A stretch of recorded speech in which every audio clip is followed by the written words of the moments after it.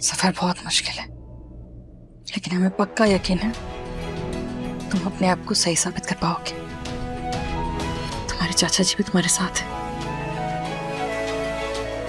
चाचा जी आए? चिंता मत करो, बहुत जल्द वापस आ जाएंगे।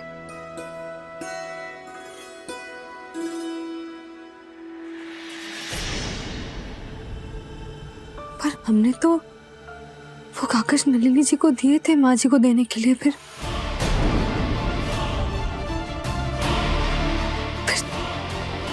किसी ने उसका जिक्र क्यों नहीं किया? नहीं माँ जी ने और नहीं घर में किसी ने। कहीं नलिनी जी ने वो कागज माँ जी को दिए ही नहीं तो?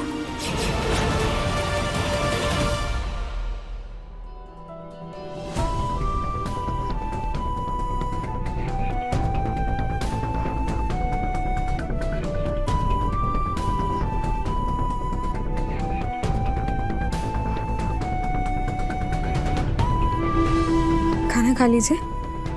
नहीं पारो, हमें भूख नहीं है, तुम खा लो। आपको खिलाए बिना हम कैसे खा सकते हैं? आप भूखे रहेंगे और हमारे गले से निवाला उतरेगा? पारो, हमने कहा ना, हमें भूख नहीं है, तुम खा लो। हमें तो भूख है, पर ठीक है, हम भी नहीं खाएंगे। ठंडी पट्टी बांध लेंगे पेट में, ऐसे ही सो जाएंगे। और क्या, हमें तो आदत है ना।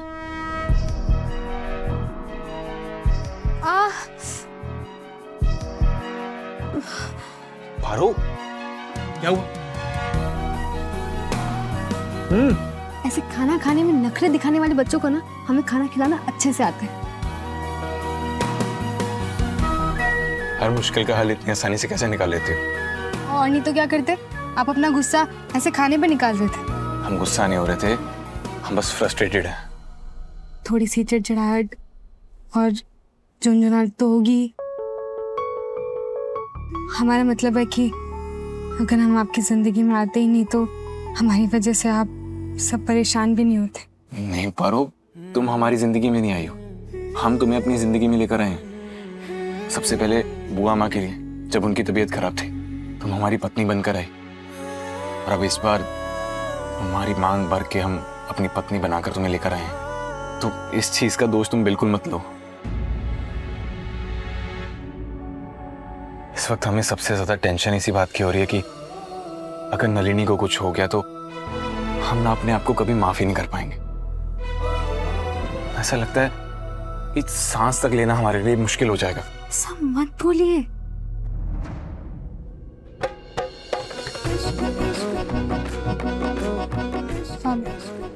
ऐसा नहीं बोलते। हम लोग कुछ ऐसा करेंगे कि आपकी सारी परेशानियां दूर हो जाए। क्या करोगी तुम ऐसा? आपको हम पर भरोसा है? खुद से भी ज्यादा। तो फिर खाना खाइए।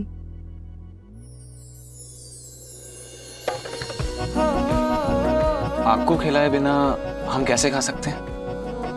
अगर आप भूखी रहेंगी तो हमारे गले से निवाला नहीं उतरेगा। तो पहले आप खाइए।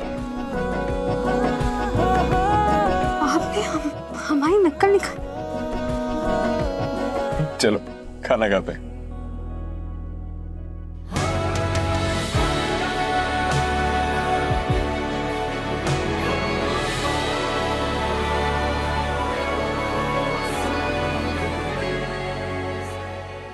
देव, तुम्हें क्या लगा था कि तुम नलिनी सिन्हा को छोड़ के किसी और के हो सकते हो? ऐसा मैं हरगिज़ नहीं होने दे सकती।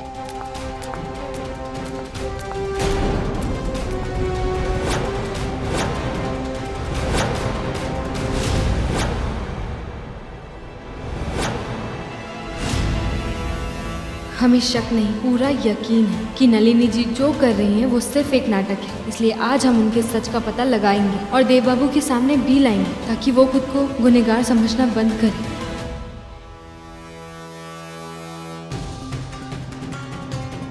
देव, हमारे बेडरूम के कर्टन्स ना ब्राउन नहीं होंगे, बहुत बोरिंग है। कुछ नीले पीले हरे होंगे। और वॉल के कर्टन्स तुम यहाँ? हमें लगा कि आप जाग रही होंगी तो आपके लिए हम जूस लेकर आए। Wow, juice juice. नहीं, पर आज तो मेरी सुहागरात है ना देव से, पर सुहागरात पे तो दूध आता है ना। आज तो मेरी देव से शादी हुई है। नहीं, जाओ तुम मेरे लिए दूध लेके आओ, जाओ दूध लेके आओ। देव बाबू की दो पत्नियां तो नहीं हो सकती ना।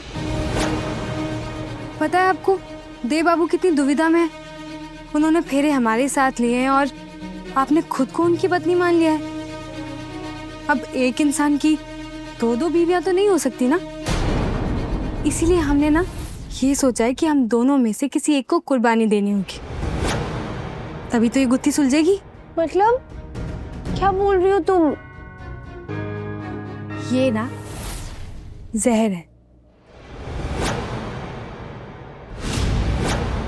इसे हम इन दोनों में से किसी एक गिलास में डाल देंगे।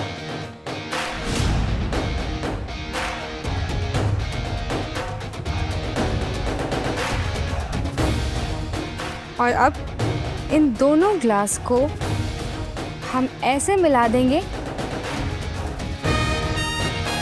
कि पता ही ना चले कि किसमें जहर है।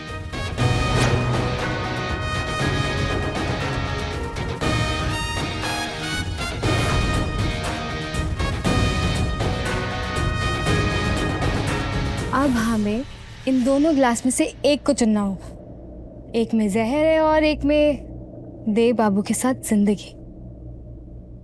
अब देखते हैं कि किस्मत ने ये अब किसे दिया है।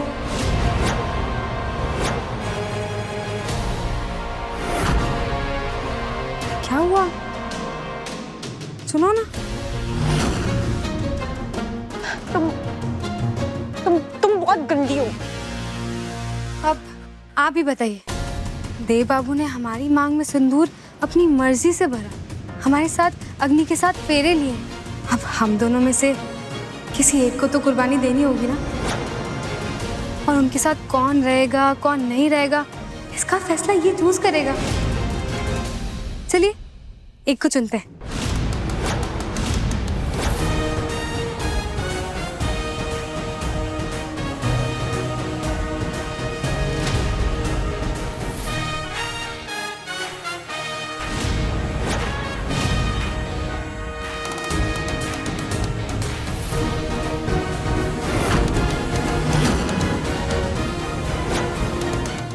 पारो संग देव शाम 6:30 बजे दंगल टीवी पर।